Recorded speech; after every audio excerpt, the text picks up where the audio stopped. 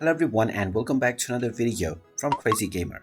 In this video, I'm going to show you how to download a game from EA. So let's get started right away. First of all, open up the EA application on your device. And if you haven't logged into your account already, proceed forward with using your email address and your password or by using your social accounts. Once you are logged in and taken into the homepage, you will be able to browse through the various different games that are available on the EA store. Now, when you are interested in any particular game, you can simply click on it, and if this game is free to play, you will see the download button. Go ahead and click on the download button, and now you will be able to choose the install location. Click on the change button if you wish to change this, and you can also change the language for the game if you wish.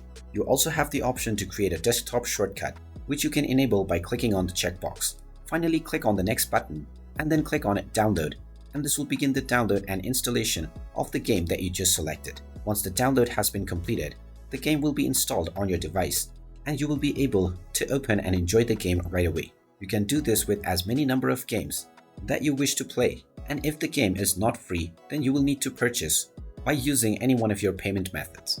And there you have it. That is how easy it is to download any game using the EA application from your EA account. If you find this video helpful, make sure you hit that like button and subscribe to our channel if you haven't done so already.